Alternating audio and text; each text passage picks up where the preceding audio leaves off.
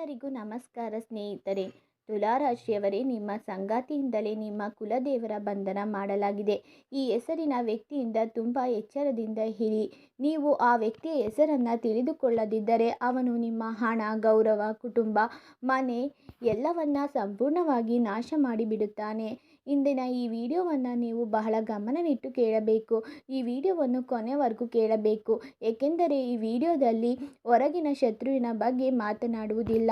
ನಿಮ್ಮೊಂದಿಗೆ ನಗುತ್ತಾ ಮಾತನಾಡುವವನು ನಿಮ್ಮ ಸಂತೋಷಕ್ಕೆ ಕೈತಟ್ಟುವನು, ಆದರೆ ಒಳಗೊಳಗೆ ನಿಮ್ಮ ನಾಶಕ್ಕೆ ಬಯಸುವವನು. ಒಂದು ವಿಷಯವನ್ನು ಗಮನದಲ್ಲಿಡಿ.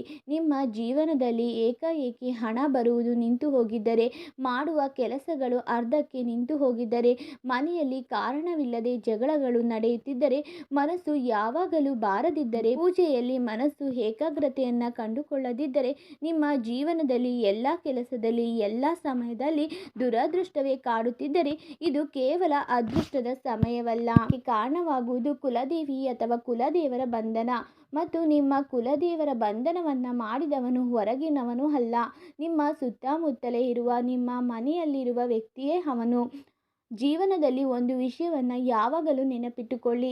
ಪ್ರತಿ ಮನುಷ್ಯನ ಜೀವನದಲ್ಲಿ ಮೊದಲ ಸ್ಥಾನ ಕುಲದೇವತಾ ಮತ್ತು ಕುಲದೇವರದೇ ಆಗಿರುತ್ತದೆ. ಕುಲದೇವರು ಎಂದರೆ ನಮ್ಮ ವಂಶವನ್ನು ರಕ್ಷಿಸುವ ಶಕ್ತಿ, ನಮ್ಮ ಪೂರ್ವಜರ ತಪಸ್ಸಿಗೆ ಸಂಬಂಧಿಸಿದ ಶಕ್ತಿ. ಬೆಳೆಯುವ ಪೀಳಿಗೆಗೆ ನಮ್ಮ ಕುಟುಂಬವನ್ನು ಅನೇಕ ಅನ್ಯಾಯ ಅಪಗಳಿಂದ ರಕ್ಷಿಸುವ ದೈವಶಕ್ತಿ. ನಮ್ಮ ಜೀವನದಲ್ಲಿ ಕುಲದೇವರು ಸಂತುಷ್ಟರಾಗಿದ್ದರೆ ಮನೆಯಲ್ಲಿ ಸಮೃದ್ಧಿ ಇರುತ್ತದೆ, ಮಕ್ಕಳು ಸುರಕ್ಷಿತರಾಗಿರುತ್ತಾರೆ, ಶತ್ರುಗಳು ಹತ್ತಿರಕ್ಕೂ ಬರುವುದಿಲ್ಲ, ದೃಷ್ಟಿಯು ನಮ್ಮ ಮೇಲೆ ಕೆಲಸ ಮಾಡುವುದಿಲ್ಲ. ಆದರೆ ಸ್ನೇಹಿತರೆ, ಅದೇ ಕುಲದೇವರನ್ನು ಯಾರಾದರೂ ಬಂಧಿಸಿದರೆ ಅಥವಾ ಅವಮಾನ ಮಾಡಿದರೆ ಮೊದಲು ಪರಿಣಾಮ ಬೀರುವುದು ನಿಮ್ಮ ಆತ್ಮವಿಶ್ವಾಸದ ಮೇಲೆ. ನೀವು ಹೆಚ್ಚು ನಕಾರಾತ್ಮಕರಾಗುತ್ತೀರಿ. ಯಾವುದೇ ಕೆಲಸವನ್ನು ಮಾಡಲು ಮನಸ್ಸು ಹೇಳುತ್ತದೆ, ಇದು ನನ್ನಿಂದ ಆಗುವುದಿಲ್ಲ ಎಂದು ಭಯ ಹೆಚ್ಚಾಗುತ್ತದೆ. ನಿಮ್ಮ ಪರಿಸ್ಥಿತಿ ಹೀಗಾಗುತ್ತದೆ. ಸಮಾಜದಲ್ಲಿ ಗೌರವ ಕಡಿಮೆ ಆಗುತ್ತದೆ, ನಿಧಾನವಾಗಿ ಹಣ ನಿಂತು ಹೋಗುತ್ತದೆ, ಸಂಬಂಧಗಳು ದೂರವಾಗುತ್ತವೆ. ಕೊನೆಯಲ್ಲಿ ಅಷ್ಟು ದೊಡ್ಡ ಡಿಪ್ರೆಷನ್ ಬರುತ್ತದೆ ಎಂದರೆ ನೀವು ನಿಮ್ಮ ಜೀವನವನ್ನು ನಿಮ್ಮ ಕೈಯಾರೆ ಹಾಳು ಮಾಡಿಕೊಳ್ಳುತ್ತೀರಿ. ಆದರೆ ಇಲ್ಲಿ ಒಂದು ಪ್ರಶ್ನೆ ಬರುತ್ತದೆ, ಯಾವುದೇ ಮನುಷ್ಯ ಕುಲದೇವರನ್ನು ಬಂಧಿಸಬಹುದಾ? ಸಾಮಾನ್ಯ ಮನುಷ್ಯನಿಗೆ ಕುಲದೇವರನ್ನು ಬಂಧಿಸುವ ಶಕ್ತಿ ಇದೆಯಾ? ಇದರ ಉತ್ತರವನ್ನು ದಯವಿಟ್ಟು ಗಮನವಿಟ್ಟು ಕೇಳಿ. ನಾನು ದೊಡ್ಡ ರಹಸ್ಯವನ್ನು ಹೇಳುತ್ತಿದ್ದೇನೆ, ಅದು ನಿಮ್ಮ ಮುಂದಿನ ಜೀವನಕ್ಕೆ ಬಹಳ ಉಪಯುಕ್ತವಾಗಲಿದೆ.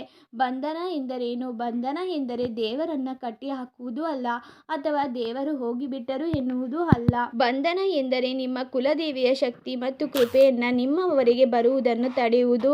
ಅವರು ನಿಮ್ಮೊಂದಿಗೆ ಇರುತ್ತಾರೆ, ನಿಮ್ಮ ಮೇಲೆ ಕೃಪೆ ತೋರಿಸಲು ಬಯಸುತ್ತಾರೆ, ಆದರೆ ಆ ವ್ಯಕ್ತಿ ಒಂದು ಷಡ್ಯಂತ್ರವನ್ನು ರೂಪಿಸುತ್ತಾನೆ. ಯಾವುದು ತಂತ್ರ ಮಂತ್ರ ಷಡ್ಯಂತ್ರವನ್ನು ಮಾಡಿ ನಿಮ್ಮ ಕುಲದೇವರ ಕೃಪೆ ನಿಮ್ಮವರೆಗೆ ತಲುಪುವುದಂತೆ ಮಾಡುತ್ತಾನೆ.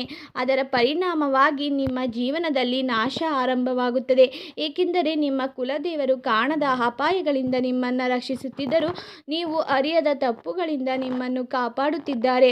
ಆದರೆ ಆ ಸಂಪರ್ಕ ಕಡಿದು ಹೋದಾಗ ಆ ದುಷ್ಟ ವ್ಯಕ್ತಿಯ ಯೋಚನೆ ಯಶಸ್ವಿಯಾಗುತ್ತದೆ. ಕುಲದೇವರ ಬಂಧನ ಅಂದರೆ ಪೂರ್ವಜರು ಆರಾಧಿಸಿದ ದೇವರನ್ನು ಮರೆತಿರುವುದು, ವರ್ಷಗಳಿಂದ ಪೂಜೆ ನಿಲ್ಲಿಸಿರುವುದು, ಕುಟುಂಬದಲ್ಲಿ ನಡೆದಿರುವ ಪ್ರತಿಜ್ಞೆ ವ್ರತ ಪೂರ್ಣಗೊಳಿಸದಿರುವುದು, ಪೂರ್ವಜರ ಆಶೀರ್ವಾದ ಕೊರತೆ. ಇದರಿಂದ ಕೆಲವೊಮ್ಮೆ ಜೀವನದಲ್ಲಿ ಸಂಕಷ್ಟಗಳು ಎದುರಾಗುತ್ತವೆ. ನಿರಂತರ ಅಡಚಣೆಗಳು, ಮದುವೆ ವಿಳಂಬ, ಆರ್ಥಿಕ ಅಸ್ಥಿರತೆ, ಮನಃಶಾಂತಿಯ ಕೊರತೆ ಇತ್ಯಾದಿ ಸಮಸ್ಯೆಗಳು ಎದುರಾಗುತ್ತವೆ ಎಂದು ಪರಂಪರೆ ಹೇಳುತ್ತದೆ. ನೀವು ಯೋಚಿಸುತ್ತೀರಿ, ಇದು ನನ್ನ ದೌರ್ಭಾಗ್ಯ, ಆ ದೇವರು ನನಗಾಗಿ ಒಳ್ಳೆಯದನ್ನು ಎಂದೂ ಮಾಡುವುದಿಲ್ಲ ಎಂದು. ಆದರೆ ನೆನಪಿಟ್ಟುಕೊಳ್ಳಿ, ನಿಮ್ಮ ಭಾಗ್ಯ ತುಂಬ ಒಳ್ಳೆಯದು. ತಪ್ಪು ಏನೆಂದರೆ ನೀವು ತಪ್ಪು ವ್ಯಕ್ತಿಯ ಮೇಲೆ ನಂಬಿಕೆ ಇಟ್ಟಿದ್ದೀರಿ.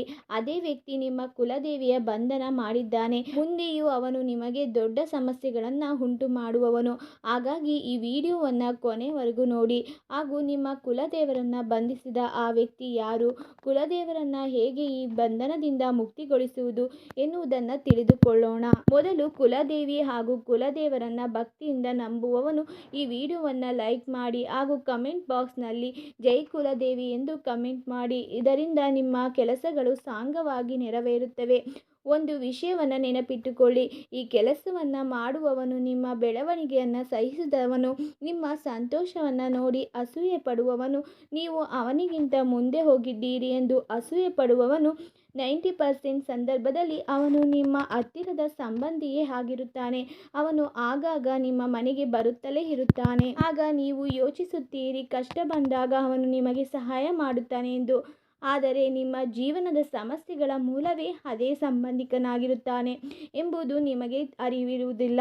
ಈ ಹಳೆಯ ಸ್ನೇಹಿತನು ಆಗಿರಬಹುದು, ಬಾಲ್ಯದಿಂದ ಜೊತೆಗಿದ್ದ ಸ್ನೇಹಿತ ಆಗಿರಬಹುದು. ನೀವು ಮುಂದೆ ಹೋಗಿದ್ದೀರಿ, ಅವನು ಹಿಂದೆ ಉಳಿದಿದ್ದಾನೆ. ಅಲ್ಲಿಂದ ಅಸೂಯೆ ಹುಟ್ಟುತ್ತದೆ. ಇದು ಪಕ್ಕದ ಮನೆಯವನು ಆಗಿರಬಹುದು. ಕೆಲವರು ಒಳ್ಳೆಯ ಪಕ್ಕದ ಮನೆಯವರಿರುತ್ತಾರೆ, ಆದರೆ ಕೆಲವರು ಕೆಟ್ಟ ಮನಸ್ಸು, ಕೆಟ್ಟ ಉದ್ದೇಶ ಹೊಂದಿರುತ್ತಾರೆ. ಅವರು ಕೂಡ ಈ ರೀತಿಯ ದುಷ್ಟ ಕೆಲಸ ಮಾಡಬಹುದು. ನೀವು ಕೆಲಸ ಮಾಡುವ ಜಾಗದಲ್ಲಿರುವ ಸಹೋದ್ಯೋಗಿಯೂ ಆಗಿರಬಹುದು.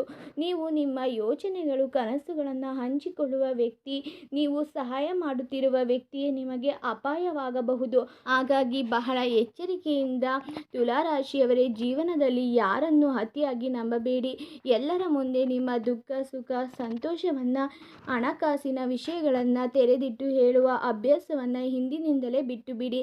ಏಕೆಂದರೆ ಪ್ರತಿಯೊಬ್ಬರೂ ನಿಮ್ಮ ಒಳ್ಳೆಯದನ್ನು ಬಯಸುತ್ತಾರೆ ಎನ್ನುವುದು ಸತ್ಯವಲ್ಲ. ನಿಮ್ಮ ಜೀವನದಲ್ಲಿ ಯಾರ ಎದುರು ನೀವು ಅತಿಯಾಗಿ ಕುಗ್ಗಿ ಮಾತನಾಡುತ್ತೀರೋ, ಯಾರ ಮುಂದೆ ನೀವು ನಿಮ್ಮ ಅಸಹಾಯತೆಯನ್ನು ತೋರಿಸುತ್ತೀರೋ, ಅದೇ ವ್ಯಕ್ತಿ ನಿಮ್ಮ ದುರ್ಬಲತೆಯನ್ನು ಆಯುಧಗೊಳಿಸಿಕೊಂಡು ನಿಮ್ಮ ವಿರುದ್ಧ ಬಳಸಬಹುದು. ಇಂದು ನಿಮ್ಮ ಸುತ್ತಮುತ್ತಲ ಗಮನವಿಟ್ಟು ನೋಡಿ. ಯಾರು ನಿಮ್ಮ ಯಶಸ್ಸನ್ನು ನೋಡಿ ಮೌನವಾಗುತ್ತಾರೋ, ಯಾರು ನಿಮ್ಮ ಸಾಧನೆಗೆ ಸಂತೋಷ ಪಡದೆ ಬದಲು ವಿಷಯವನ್ನು ತಿರುಗಿಸುತ್ತಾರೋ, ಯಾರು ನಿಮ್ಮ ಹೆಸರನ್ನು ಕೇಳಿದಾಗ ಮುಖ ಬದಲಾಯಿಸುತ್ತಾರೋ, ಅವರೇ ನಿಮ್ಮ ಜೀವನದಲ್ಲಿ ನಕಾರಾತ್ಮಕ ಶಕ್ತಿಯನ್ನು ತಂದವರು. ಇನ್ನೊಂದು ಮುಖ್ಯ ಸೂಚನೆ, ನಿಮ್ಮ ಮನಸ್ಸಿನಲ್ಲಿ ಯಾರಾದರೂ ಒಬ್ಬ ವ್ಯಕ್ತಿಯ ಹೆಸರು ಮರುಮರುಗಿ ತಿರುಗುತ್ತಿದ್ದರೆ, ಅವನನ್ನು ನೆನಪಿಸಿದಾಗ ಮನಸ್ಸಿಗೆ ಶಾಂತಿ ಸಿಗದೆ ಭಾರವಾಗುತ್ತಿದ್ದರೆ, ಅವನ ಜೊತೆ ಮಾತನಾಡಿದ ತಕ್ಷಣ ಅಸಹಾಯತೆಯನ್ನು ತೋರಿಸುತ್ತೀರೋ, ಅದೇ ವ್ಯಕ್ತಿ ನಿಮ್ಮ ದುರ್ಬಲತೆಯನ್ನು ಆಯುಧಗೊಳಿಸಿಕೊಂಡು ನಿಮ್ಮ ವಿರುದ್ಧ ಬಳಸಬಹುದು. ಇಂದು ನಿಮ್ಮ ಸುತ್ತಮುತ್ತಲು ಗಮನವಿಟ್ಟು ನೋಡಿ. ಯಾರು ನಿಮ್ಮ ಯಶಸ್ಸನ್ನು ನೋಡಿ ಮೌನವಾಗಿರುತ್ತಾರೋ, ಯಾರು ನಿಮ್ಮ ಸಾಧನೆಗೆ ಸಂತೋಷದ ಪಡದೆ ನೀವು ನಿಮ್ಮ ಅಸಹಾಯತೆಯನ್ನು ತೋರಿಸುತ್ತೀರೋ, ಅದೇ ವ್ಯಕ್ತಿ ನಿಮ್ಮ ದುರ್ಬಲತೆಯನ್ನು ಆಯುಧಗೊಳಿಸಿಕೊಂಡು ನಿಮ್ಮ ವಿರುದ್ಧ ಬಳಸಬಹುದು. ಇಂದು ನಿಮ್ಮ ಸುತ್ತಮುತ್ತಲು ಗಮನವಿಟ್ಟು ನೋಡಿ. ಯಾರು ನಿಮ್ಮ ಯಶಸ್ಸನ್ನು ನೋಡಿ ಮೌನವಾಗುತ್ತಾರೋ, ಯಾರು ನಿಮ್ಮ ಸಾಧನೆಗೆ ಸಂತೋಷ ಪಡೆದ ಬದಲು ವಿಷಯವನ್ನು ತಿರುಗಿಸುತ್ತಾರೋ, ಯಾರು ನಿಮ್ಮ ಹೆಸರು ಕೇಳಿದಾಗ ಮುಖ ಬದಲಾಯಿಸುತ್ತಾರೋ, ಅವರೇ ನಿಮ್ಮ ಜೀವನದಲ್ಲಿ ನಕಾರಾತ್ಮಕ ಶಕ್ತಿಯನ್ನು ತಂದವರು. ಇನ್ನೊಂದು ಮುಖ್ಯ ಸೂಚನೆ, ನಿಮ್ಮ ಮನಸ್ಸಿನಲ್ಲಿ ಯಾರಾದರೂ ಒಬ್ಬ ವ್ಯಕ್ತಿಯ ಹೆಸರು ತಿರುಗಾಡುತ್ತಿದ್ದರೆ, ಅವನನ್ನು ನೆನಪಿಸಿದಾಗ ಮನಸ್ಸಿಗೆ ಶಾಂತಿ ಸಿಗದೆ ಭಾರವಾಗುತ್ತಿದ್ದರೆ, ಅವನ ಜೊತೆ ಮಾತನಾಡಿದರೆ ತಕ್ಷಣ ಶಕ್ತಿ ಕುಗ್ಗಿದಂತೆ ಅನಿಸಿದರೆ, ಅದು ಸಾಮಾನ್ಯವಲ್ಲ, ಅದು ಕುಲದೇವಿಯ ಸೂಚನೆಯೂ ಆಗಿರಬಹುದು. ಅಂತಹ ವ್ಯಕ್ತಿಗಳಿಂದ ನಿಧಾನವಾಗಿ ದೂರವಾಗಿ. ಜಗಳ ಮಾಡಬೇಡಿ, ನೇರವಾಗಿ ಎದುರಿಸಬೇಡಿ. ಆದರೆ ನಿಮ್ಮ ವೈಯಕ್ತಿಕ ಜೀವನಕ್ಕೆ ಅವರ ಪ್ರವೇಶವನ್ನು ಕಡಿಮೆ ಮಾಡಿ. ಈಗ ಬಹಳ ಮುಖ್ಯವಾದ ವಿಷಯವನ್ನು ಕೇಳಿ. ನಿಮ್ಮ ಕುಲದೇವಿಯ ಬಂಧನವನ್ನು ಹೇಗೆ ಮುಕ್ತಗೊಳಿಸಬೇಕು? ಮೊದಲನೆಯದು, ಮನಸ್ಸಿನಲ್ಲಿ ನಿಮ್ಮ ಕುಲದೇವಿಗೆ ಕ್ಷಮೆ ಕೇಳಬೇಕು. ಜಾಣವಾಗಿ ಆಗಲಿ ಅಜ್ಞಾತವಾಗಿ ಆಗಲಿ ನಿಮ್ಮಿಂದಾದ ತಪ್ಪುಗಳಿಗಾಗಿ ನಿಮ್ಮ ಕುಲದೇವಿಯ ಮುಂದೆ ಕ್ಷಮೆ ಯಾಚಿಸಬೇಕು. ಕುಲದೇವರ ಬಂಧನ ನಿವಾರಣೆಗೆ ಪರಿಹಾರ, ಕುಟುಂಬದ ಹಿರಿಯರಿಂದ ಕುಲದೇವರ ವಿವರ ತಿಳಿದುಕೊಳ್ಳಿ. ವರ್ಷಕ್ಕೊಮ್ಮೆ ಆದರೂ ದೇವರ ಕ್ಷೇತ್ರಕ್ಕೆ ಭೇಟಿ ನೀಡಿ ಪೂಜೆ ಮಾಡಿ ಬನ್ನಿ. ಅಮಾವಾಸ್ಯೆಯ ದಿನ ಪೂರ್ವಜರಿಗೆ ತರ್ಪಣ, ಪಿತೃಸ್ಮರಣೆ ಮಾಡಿ. ಮನೆಯಲ್ಲಿ ದೀಪ ಹಚ್ಚಿ ಕುಲದೇವತಾ ಸ್ತೋತ್ರ ಪಠಣೆ ಮಾಡಿ. ಸಾಧ್ಯವಾದರೆ ಅನ್ನದಾನ ಅಥವಾ ದಾನ ಧರ್ಮ ಮಾಡಿ. ವಿಶೇಷ ಸಂದೇಶ, ತುಲಾರಾಶಿಯವರಿಗೆ. ತುಲಾರಾಶಿಯವರ ಸಮತೋಲನ ಮತ್ತು ನ್ಯಾಯಪ್ರಿಯರು. ಆದರೆ ಕೆಲವೊಮ್ಮೆ ಜೀವನದಲ್ಲಿ ಏಕಾಏಕಿ ಸಮಸ್ಯೆಗಳು ಬರುತ್ತಿದ್ದರೆ ಅದು ನಿಮ್ಮ ಶ್ರಮದ ಕೊರತೆಯಿಂದಲ್ಲ, ನಿಮ್ಮ ಕುಟುಂಬದ ಆಧ್ಯಾತ್ಮಿಕ ಬಂಧನದಿಂದಾಗಿರಬಹುದು ಎಂಬ ನಂಬಿಕೆ ಇದೆ. ಕುಲದೇವರ ಆಶೀರ್ವಾದ ಪಡೆದ ತಕ್ಷಣದಿಂದ ನಿಮ್ಮ ಜೀವನದಲ್ಲಿ ಸಂಬಂಧಗಳಲ್ಲಿ ಸಮಾಧಾನ ಸಿಗುತ್ತದೆ, ಹಣದಲ್ಲಿ ಸ್ಥಿರತೆ, ಮನಸ್ಸಿನಲ್ಲಿ ಶಾಂತಿ, ಮದುವೆ ಮತ್ತು ಕುಟುಂಬದಲ್ಲಿ ಸುಖ ಸಂತೋಷ ಇವೆಲ್ಲವೂ ಹೆಚ್ಚಾಗುತ್ತವೆ ಎಂದು ಜ್ಯೋತಿಷ್ಯ ಶಾಸ್ತ್ರ ಹೇಳುತ್ತದೆ. ನೀವು ಇಚ್ಛಿಸಿದರೆ ನಿಮ್ಮ ಕುಟುಂಬದ ಕುಲದೇವರ ಹೆಸರು ಕಮೆಂಟ್ ಬಾಕ್ಸ್ನಲ್ಲಿ ತಿಳಿಸಿ. ಈ ಮಾಹಿತಿ ನಿಮಗೆಲ್ಲ ಇಷ್ಟ ಆಗಿದ್ದರೆ ಚಾನಲ್ಗೆ ಸಬ್ಸ್ಕ್ರೈಬ್ ಮಾಡಿ. ಈ ವಿಡಿಯೋನ ಎಲ್ಲ ಕಡೆ ಶೇರ್ ಮಾಡಿ. ಧನ್ಯವಾದಗಳು.